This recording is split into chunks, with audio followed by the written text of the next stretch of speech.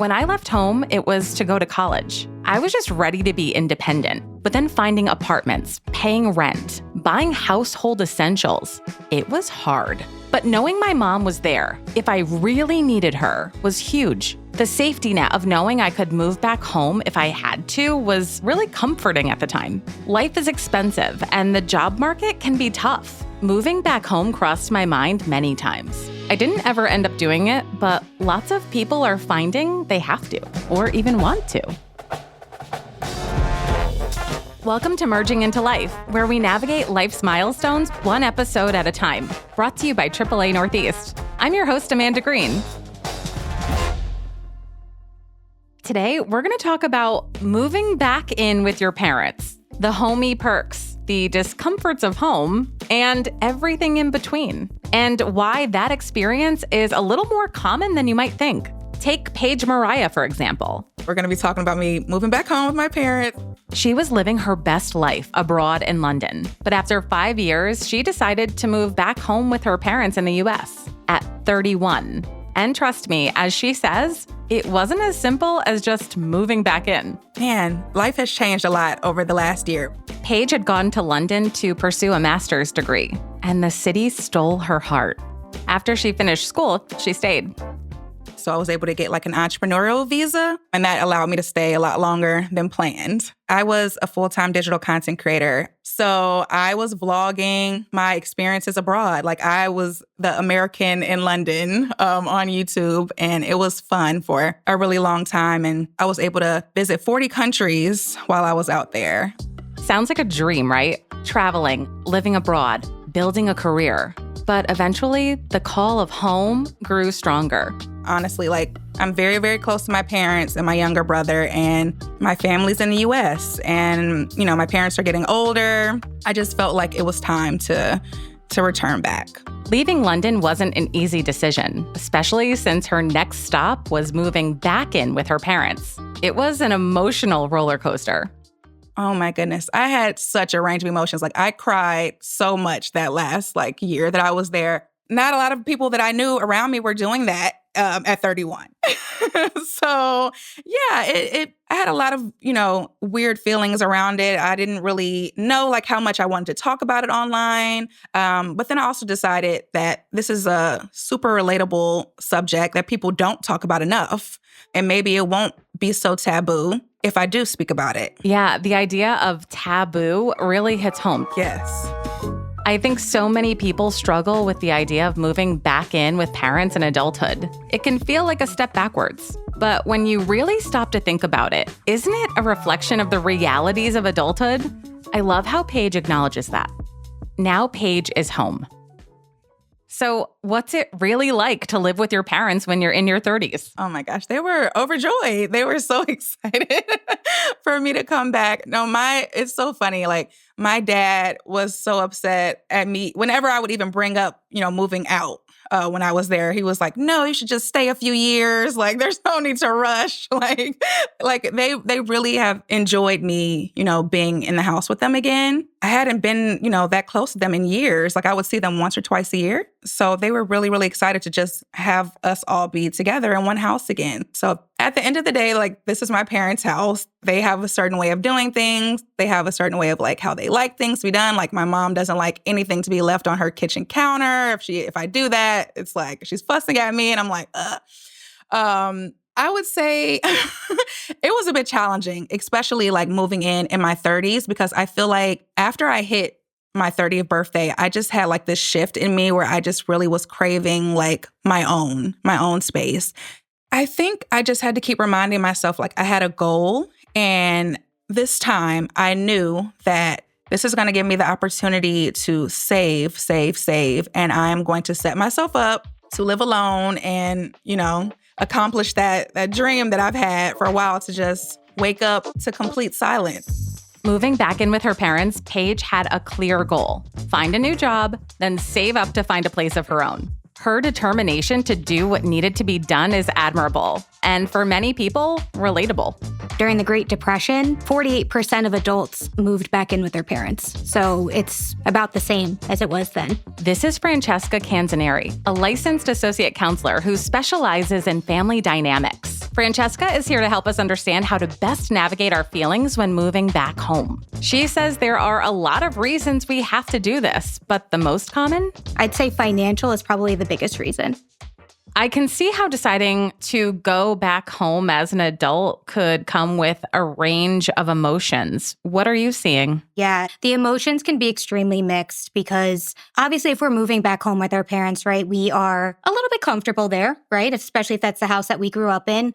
So part of us can be feeling nostalgic. Maybe we're feeling a little relieved knowing that that financial burden is not as heavy as if we were on our own. But then there's also an influx of some negative emotions, right? So we might be anxious. We might feel shame or grief or guilt, right? We might feel like we're lacking independence, frustrated. I mean, there's so many different emotions and they're kind of all intertwined. So it's really difficult to navigate them all at the same time. What should we tell ourselves when that happens? I always encourage my clients to, first and foremost, just mindfulness, right? Take deep breaths. Let's stay in the present moment because we have the tendency to kind of worry a lot about the past, worry about the future. Maybe we compare ourselves to other people and we kind of get down, why am I not where I want to be? And it's so hard, especially with social media, right? So you might see where your friends are maybe getting married or advancing in their career or buying a house or whatever it is. And you think about where you are and you compare, and it's natural, right? Especially since it's so easy to see where other people are. I always encourage my clients to tell themselves or remind themselves that this is an important part of their chapter. So this is what's going to help them get back to where they want to be. It's essential. If they don't have this chapter, then it's going to be really difficult for them to get where they want to be. So as much as this can be a conflicting chapter, it could be causing an influx of contradicting emotions, it's imperative and it's really actually going to set them up for success for where they want to go.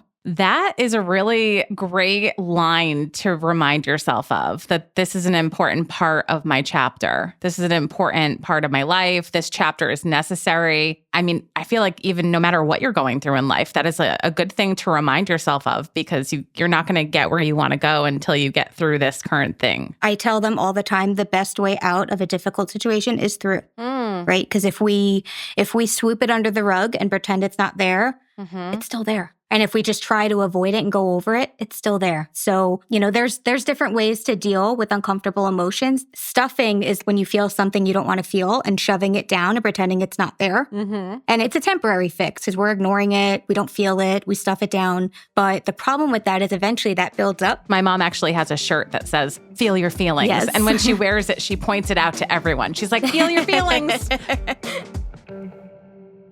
I bet when people do end up going home, it would be easy to revert into some childish ways. Yes. Maybe feel more like your childlike self just from being maybe back in the home you grew up in. How do we try to not do that? That's a really good question. And I think this really goes both ways. Just as you don't want to be treated like a child, right? And have that feeling of you're a child again in that house, we have to also respect our parents in a way that that's their house and they're not just our parents. So it's kind of like establishing this adult to adult relationship. I think the toughest part of when adults move back in with their parents is that line is blurred, right? We are so used to having the power differential of the parents and then the child. When we move back in as an adult, we need to establish how are we going to change this dynamic? Because yes, it is your house and I am your child, but we are all adults living under the same roof now, right? So we want to respect that that's our parents' house. It's not our house. And to try to stray away from going back into our childhood ways, I mean, there's a few different things we could do. If it's possible, ask our parents, can we change our childhood room around? Can we make it more adult-like? Can we get new furniture, new decor, paint it, whatever, just so it doesn't look so much like a childhood bedroom? We could take on more responsibility in the household, right? Don't expect mom and dad or whoever you're living with as a family member to do it all, right? Take on some of that responsibility. Food shop, clean the house, wash the cars, run the errands. That will kind of create less of a power differential and kind of make it more equal and neutralized. I think something that a lot of people struggle with are boundaries. Yes. And this is an instance where they're really going to come into play. So how do we set boundaries with our family? What are some of the best practices in this circumstance? Boundaries. They are something we always strive for, and they're really hard. And I think the reason that they can be hard is especially for people who fear tension and don't want to cause any rifts or any issues in the relationship or damage the relationship, and try to keep a more peaceful environment, which works to an extent, right? It may, if you're continuously worrying about the other person and how they feel, it's peaceful, but then eventually you're kind of swallowing a lot. So that's why boundaries are important. So I think first and foremost, just understanding what are my boundaries. I think a lot of us are still learning even how to assert boundaries and what they even are and what they should mean in your relationships. So that I think would be a really tricky one.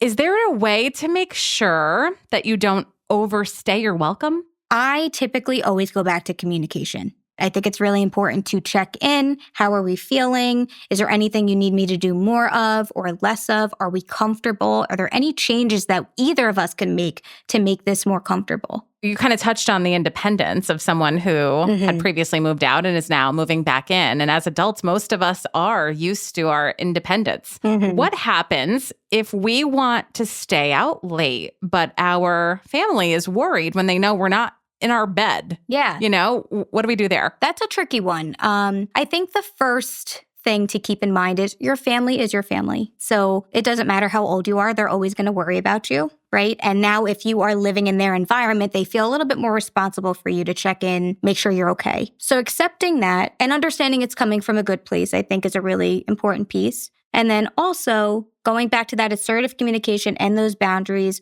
where can we come to a compromise? I appreciate that you care about me. I appreciate that you want me to be safe. I appreciate that you want to make sure I'm okay. I appreciate that you care. And at the same time, it makes me feel anxious when you worry too much or call me throughout the night or whatever it is, right? So just being honest with how you're feeling and coming to a compromise of, okay, if I tell you I'm going out with my friends, I will be home by this time. If I'm a little bit late, I'll reach out.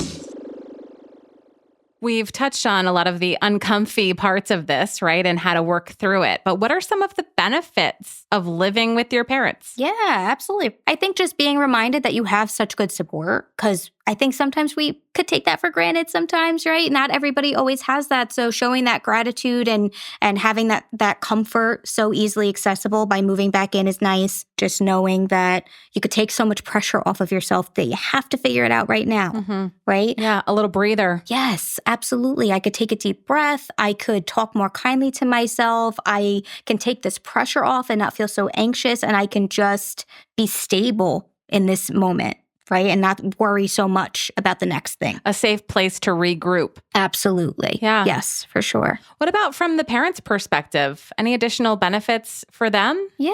I mean, a lot of parents kind of experience that empty nest syndrome, right? When their kids move out, go away to college, or maybe they get married or they move out and get their first place for the first time or whatever, right? And that could be really difficult for them. So sometimes I think having them back in the home can kind of make them feel a little bit more fulfilled again, right? It could feel like a little bit more, I don't want to say their purpose, because we don't only have one purpose in life, but if you're a parent, that is a big piece of your identity, right? And a big majority of what kind of helped you make choices in your life, right, is by being a parent. So for people who really struggle with the empty nest syndrome, it kind of can bring back that relief of, like they still need me. I am still an important piece of their book, right? Like I am still an important character. And I love that we have this relationship where they can still rely on me and maybe they can help me. You are a joy. Thank you so much for coming on and sharing all of your insight and talking about how to handle all of the emotions that come with moving back in with your parents as an adult. My pleasure. Thank you so much for having me. Thank you so much for being here. Moving back home as an adult is never an easy decision, but for Paige, it's turned out to be a transformative experience. As we've heard, living with family as an adult can bring up so many emotions, from financial stress to newfound independence and everything in between. But one thing that often gets overlooked is the impact it can have on relationships. As Francesca told us, moving back home can give us that unexpected opportunity to reconnect, deepen our bonds, and create new memories. And as Paige shared with us earlier, those connections can be life-changing. The best part about being back with my parents, just being able to be with them every single day, like I really, really miss them. And I don't think I even realized how much I missed them until I was able to move back in and see them all the time. And just creating new memories with them. We've been traveling together, just even going for a walk with my mom in the park. That was a thing that we did a lot when I moved back So they were really happy. And one thing about my parents, they have always been so supportive, and they knew that they would be able to help me and give me this gift of living rent-free for a little while. And they would do that as many times as they could. Like, they just want to help me get ahead always. So I'm so grateful for them. I think we can all agree family matters. And whether they're a short drive away or under the same roof, any opportunity to connect is valuable. I'm still a 30-minute drive away. Like, if they called me, I would be there in a heartbeat, like whatever they need. Speaking of family and getting to know each other a little better, let's wrap things up with a round of rapid-fire questions. First one, buying your own food or eating what your parents eat? Buying my own food, 100%. Paying rent or enjoying the free ride? Oh my goodness. I don't think anyone should ever choose to pay rent, but for now, at this point in my life, paying rent, because it's worth every penny to have this peace and quiet. What about do your own laundry or let your parents do it? Let my parents take care of it. I miss that the most. Always letting them know where you are or staying private? Keeping my life totally private. My parents still have my location, so they can have an idea, but they don't need to know everything.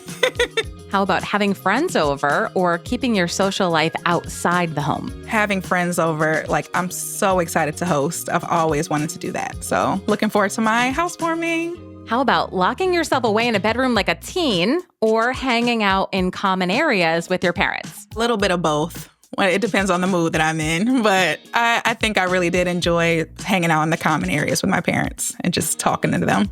And give it a time limit or stay forever. I would say for your own sanity, give yourself a time limit. Amazing. Thank you so much for coming on today, Paige. Thank you so much. So this is something people are doing, moving back in with their parents, some with their own families. I get it. It would be nice to save a little money, have more people around to help out with household chores. Ooh, even have my mom do my laundry. But I think we'll stay put for now. You've been listening to Merging into Life, where we navigate life's milestones one episode at a time. Brought to you by AAA Northeast with assistance from JAR Audio. I'm your host, Amanda Green. If you're learning as much as I am, follow us wherever you get your podcasts and leave a review. We would love to know what you think. Email us at podcast@AAAnortheast.com. The views and opinions expressed in this podcast are not necessarily the views of AAA Northeast, AAA, and/or its affiliates.